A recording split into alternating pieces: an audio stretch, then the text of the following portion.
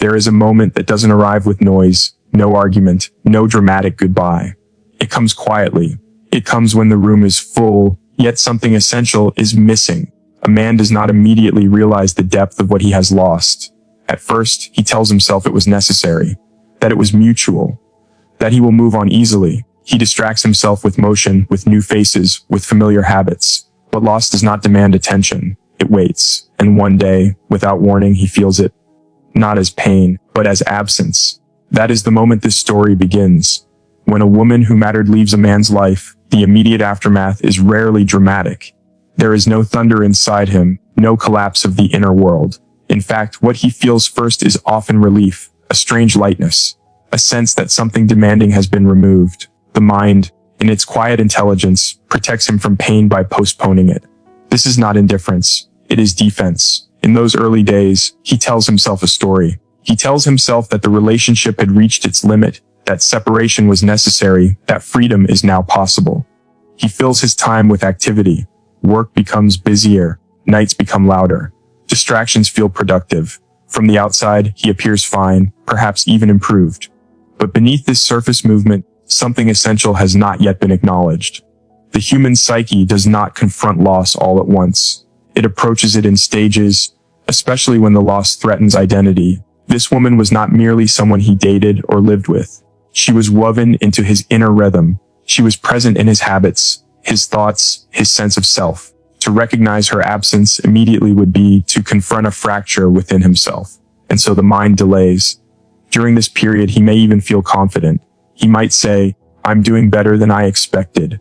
He may believe that love was limiting him, that emotional closeness required too much effort. He mistakes emotional silence for peace. What he doesn't yet realize is that peace without depth eventually becomes emptiness. Weeks pass, then months. Life resumes its familiar patterns.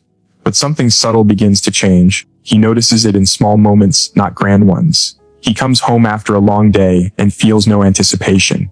He achieves something meaningful, but feels no urge to share it. He laughs with others, but the laughter does not linger.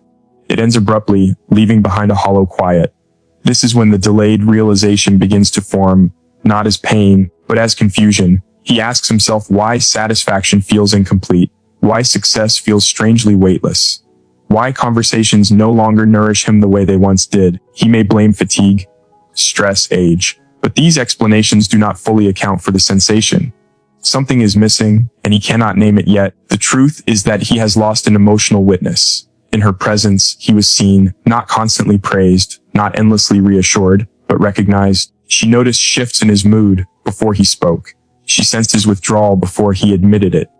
Her understanding was quiet, intuitive, and therefore easy to underestimate. What is easy to underestimate is often the most difficult to replace.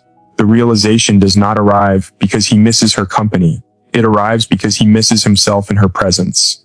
There is a psychological phenomenon where individuals only understand the value of an internal structure once it collapses. While she was there, her emotional labor was invisible. Her patience felt natural. Her understanding felt ordinary. Now, without it, he must generate those things alone, and he cannot.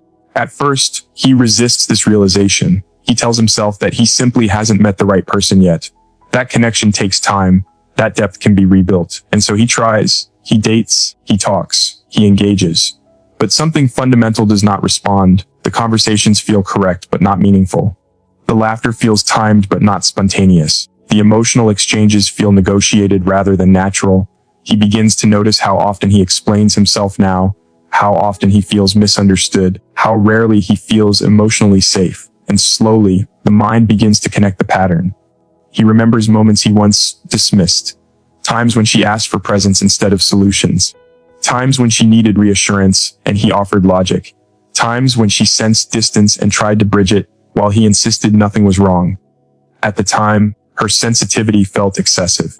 Now, it feels precise. This is the delayed realization that what he called too much was actually attunement. The pain deepens not because he wants her back immediately, but because he recognizes what she gave without demand.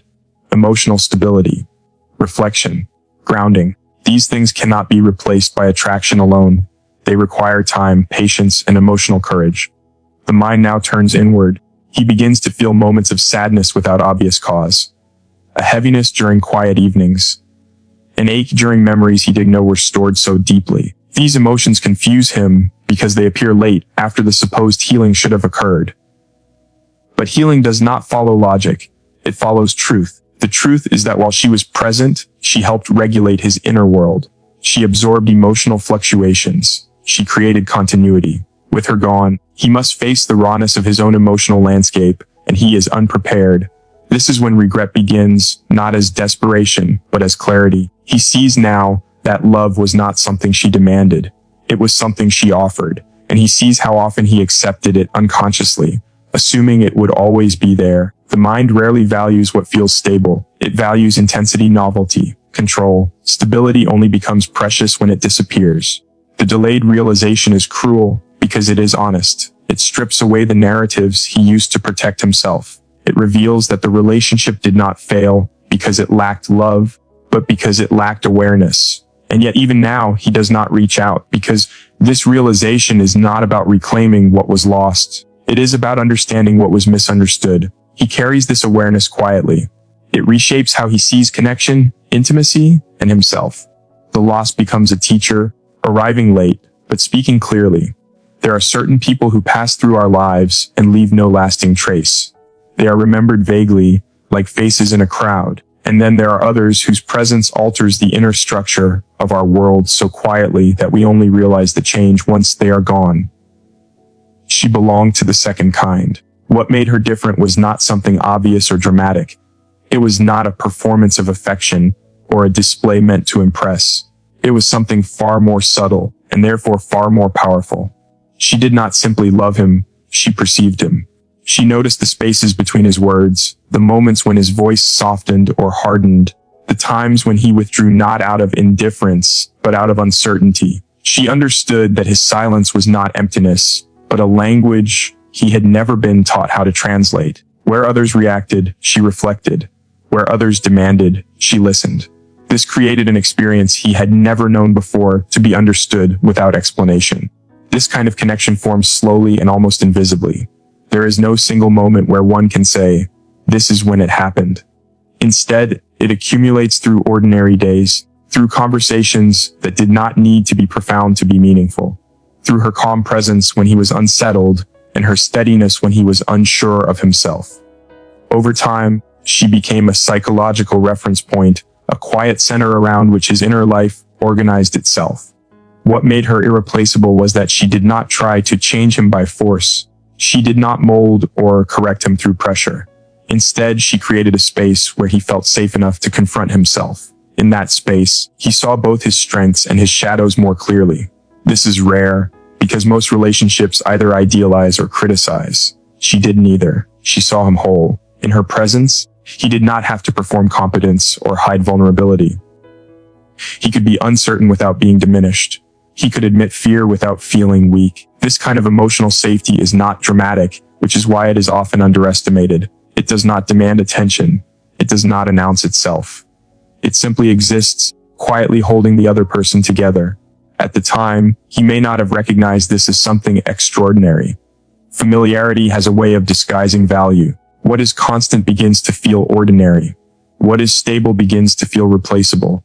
He assumed that understanding would always come easily, that emotional attunement was something one could find again without effort. He believed connection was a matter of compatibility, not depth. Only later does the difference reveal itself. After she is gone, he encounters others who are kind, interesting, even caring. Yet something essential is missing. Conversations feel fragmented. Emotional exchanges feel transactional. He notices how often he has to explain himself now, how often his words are misunderstood or reduced. He realizes that being heard is not the same as being understood, and that being desired is not the same as being known.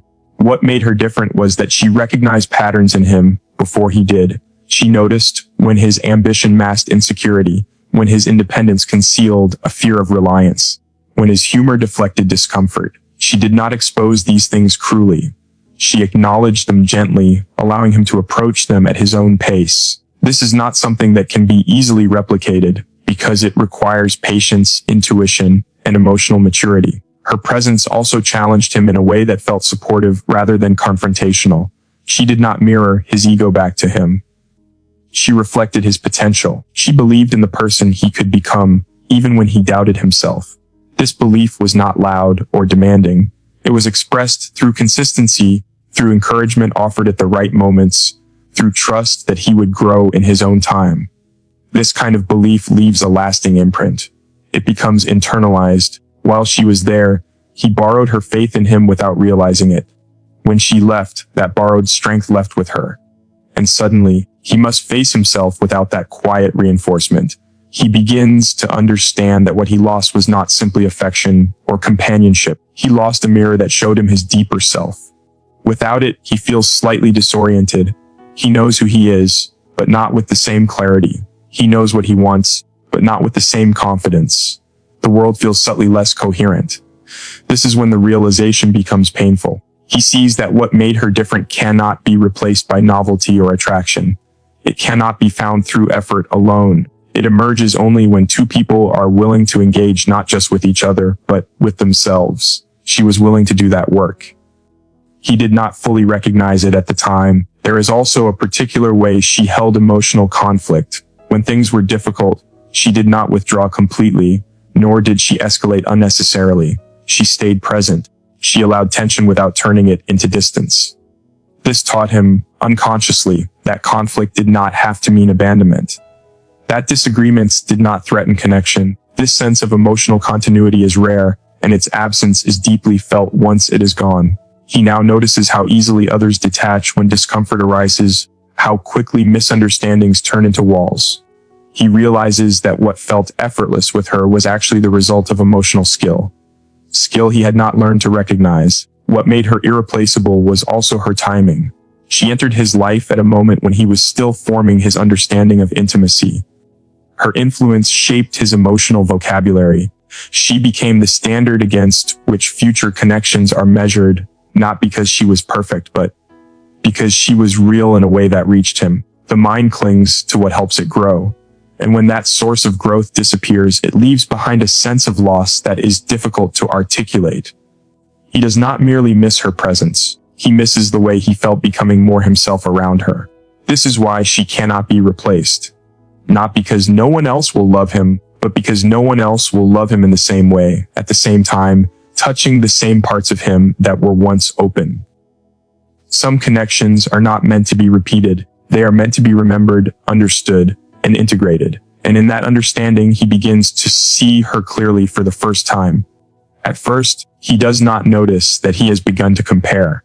The mind does this quietly, almost automatically, without asking permission. It is not a conscious judgment, not a deliberate act of memory. It is a subtle inner movement, a measuring that happens beneath thought. He sits across from someone new, listening to her speak, and feels that something is slightly out of alignment. The words are correct, the gestures appropriate, the interest genuine. And yet, something essential does not respond. He tells himself that it takes time. That connection grows slowly. That depth cannot be rushed. These explanations are reasonable, and for a while they protect him. But the feeling persists. It appears in pauses, in moments of silence, in the spaces between sentences. He notices that he is more alert now, more observant. Not because he is curious, but because he is unconsciously searching for something familiar. This is how comparison begins. Not with the memory of her face or her voice, but with the absence of a certain feeling, a sense of ease, a quiet resonance. With her, he did not have to translate himself. With others, he is constantly adjusting, simplifying, clarifying. He explains more than he listens. He performs rather than reveals. And the more he does this, the more aware he becomes of what is missing. Psychologically, once a deep emotional bond has formed, the inner world reorganizes itself around that experience. It becomes a reference point, a template. Future interactions are unconsciously measured against it. This is not idealization. It is familiarity. The psyche recognizes what once brought coherence and now feels its absence. He remembers how conversation once flowed without effort, how silence felt safe rather than awkward, how he could be fully present without monitoring himself. With her, he did not feel the need to impress. He did not feel evaluated. He felt received. That experience reshaped his understanding of intimacy, even if he did not realize it at the time. Now, as he meets others, he notices how often he feels slightly guarded, how he anticipates misunderstanding, how he prepares explanations in advance. This vigilance exhausts him. It creates a quiet longing for something he cannot easily name. He is not longing for her specifically. He is longing for the state of being that existed in her presence. At times, the comparison becomes sharper. A new partner laughs at something he says, but the laughter feels misplaced. Another listens attentively, but the attention feels rehearsed. Someone else offers affection, but it feels conditional, dependent on mood or circumstance. None of these are flaws. They are simply differences, and yet each difference highlights what once felt whole. He begins to notice how quickly emotional distance appears now, how easily conversations shift away from depth, how often vulnerability is met with solutions rather than understanding. With her, he felt that his inner world had room to expand. With others, it feels constrained, reduced to what is acceptable or convenient. This is when the realization deepens. He sees that what he thought was ordinary was, in fact, rare. The ease he once experienced was not accidental. It was the result of a unique alignment between two inner worlds. That alignment cannot be replicated at will. It arises from timing, mutual openness, and a willingness to stay present through discomfort. The comparison also reveals something about himself. He notices how much he has changed. What once satisfied him no longer does. What once felt exciting now feels shallow. This is not because others are lacking, but because he has tasted a deeper form of connection. The psyche does not forget such experiences. It remembers them as possibilities, and once a possibility is known, it cannot be unknown. There are moments when he feels guilty for comparing. He tells himself that it is unfair, that each person deserves to be seen as they are. And he is right, but comparison is not a moral failure. It is an indication of loss. It signals that something meaningful has been internalized and cannot simply be replaced. This realization often arrives during ordinary moments, a quiet evening, a casual conversation, a shared experience that should feel significant, but does not. He senses a discrepancy between expectation and reality. He feels present, yet disconnected, engaged, yet untouched. These moments accumulate, gradually forming a pattern that can no longer be ignored. He begins to understand that what he is searching for is not perfection, but familiarity at a deeper level, not repetition, but resonance. With her, he felt that his inner movements were recognized without explanation. Now, he feels as though he must constantly translate himself, and in doing so, he loses something essential. The comparison also strips away illusion. He sees that attraction alone is insufficient. That chemistry fades without understanding. That shared interests cannot substitute emotional attunement. These insights do not bring comfort. They bring clarity. And clarity, when it arrives too late, is often painful. He may find himself returning to memory, not out of nostalgia, but out of confusion. He revisits moments not to relive them, but to understand what made them different. He notices details he once overlooked. The way she responded to his uncertainty. The way she stayed present when things were difficult. The way she listened not just to his words, but to what he could not say. In comparison, he sees how rare that was. This does not mean that no one else will ever measure up. It means that no one else will measure up in the same way. Each deep connection is unique, shaped by particular circumstances and inner states that cannot be recreated. The psyche recognizes this uniqueness, and in doing so, it mourns its loss. The moment of comparison is therefore not about judgment. It is about recognition. It is the moment when he understands that what he lost cannot be found by searching harder or choosing differently. It can only be acknowledged, integrated, and allowed to change him. And in that quiet understanding, something shifts. He stops searching for replicas. He stops expecting repetition. He begins slowly to respect the depth of what once was and the impact it had on who he has become. There comes a point when the comparisons fall silent, not because they have been resolved, but because the mind can no longer escape what it knows. The external world continues to move, conversations continue, routines remain intact, yet something inside begins to weaken. This is not the kind of collapse that announces itself with visible distress. It is quiet, inward, and therefore easy to miss. He functions, but without vitality. He participates, but without conviction. What begins to surface is not longing alone, but regret, and regret that has nowhere to go. Regret is a complex emotion. It does not simply mourn what was lost. It confronts what was misunderstood. And this confrontation is difficult because it removes the protective narratives the mind once relied on. He can no longer tell himself that the separation was purely necessary or inevitable. He begins to see the moments where choice existed and was ignored, the times when awareness could have changed direction, but comfort or pride prevailed instead. This awareness does not arrive as a single realization. It unfolds gradually, through reflection forced upon him by stillness. When distraction fades, memory becomes more vivid. He remembers not only what happened, but how it felt. He recalls the tone of her voice when she tried to express something important, the patience in her explanations, the restraint in her disappointment. At the time, these moments felt manageable, even forgettable. Now they return with a different weight. What makes this regret particularly heavy is that it cannot be expressed outwardly. He does not reach out. He does not apologize. He does not ask for understanding. Part of him believes it is too late. Another part fears that speaking now would only serve his need for relief rather than any genuine repair. And so the regret turns inward, where it has more space to grow. Psychologically, unexpressed emotion does not disappear. It transforms. It seeps into behavior, mood, and self-perception. He may notice irritability without clear cause, a lack of patience he cannot explain. He may feel numb in situations that once brought joy, or restless in moments meant for rest. These are not signs of weakness. They are signals of unresolved grief. The collapse intensifies when he recognizes that the regret is not about losing her alone. It is about recognizing who he was when he had her. He sees now how often he withheld presence, how often he chose control over connection, how often he interpreted her emotional needs as demands rather than invitations. This recognition is painful because it implicates him not as a victim of circumstance, but as an active participant in loss. There is also a deeper layer to this collapse. It touches identity.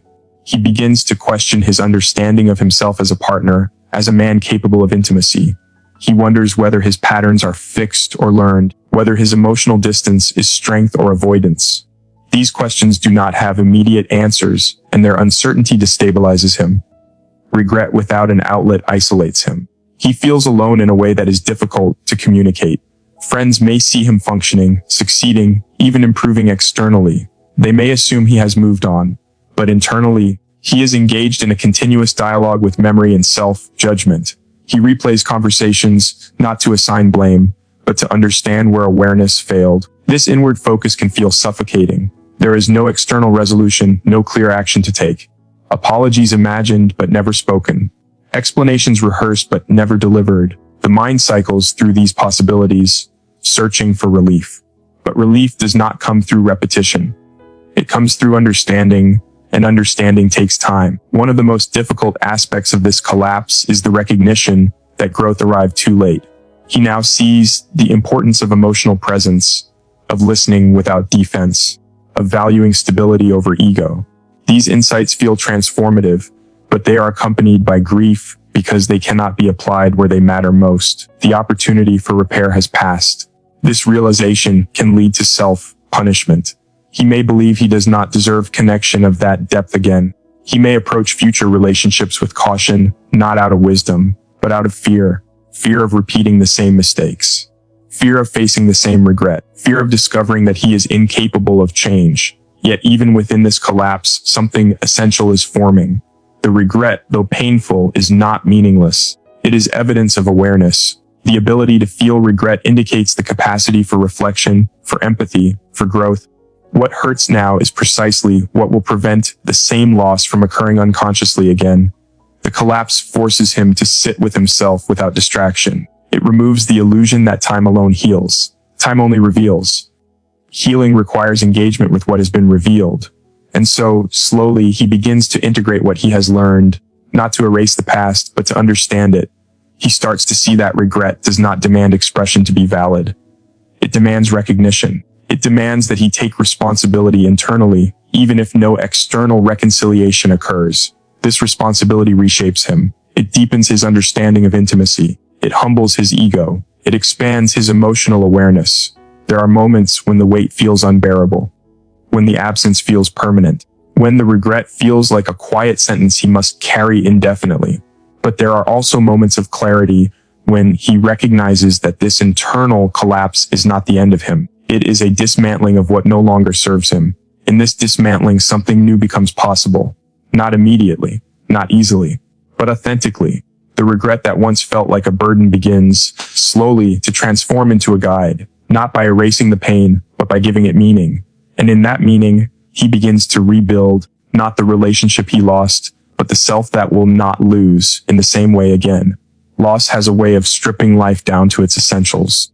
When the noise fades and the distractions lose their grip, what remains is not merely the absence of another person, but the confrontation with oneself. After the comparisons have exhausted their meaning and regret has settled into quiet acceptance, a deeper understanding begins to take shape. It does not arrive suddenly or dramatically. It forms slowly, through reflection, through repeated encounters with the same inner questions, through the humility that only loss can teach. He begins to understand that what he experienced was not simply a relationship, but an initiation into a deeper level of awareness. The pain of losing her becomes a teacher, not because it is cruel, but because it is honest. It reveals the truth about connection, about responsibility, and about the subtle ways in which love asks to be tended rather than assumed. One of the first truths he learns is that love is not sustained by intensity alone. Passion may ignite connection, but presence is what keeps it alive.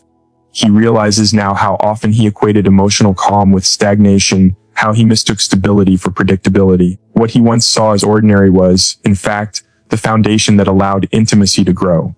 Without that foundation, nothing of real depth can endure. He also learns that emotional safety is not automatic. It is created through attentiveness, through the willingness to remain open when discomfort arises. Looking back, he sees moments when she reached out not for reassurance, but for understanding. He now recognizes how often he responded with logic when what was needed was empathy, how often he offered solutions instead of presence. This realization reshapes his understanding of communication. He sees that listening is not passive, it is an active engagement that requires humility. Another truth emerges as he reflects on the role of responsibility. He understands that love does not fail in a single moment, but through small, repeated dismissals of what matters. The times he postponed difficult conversations.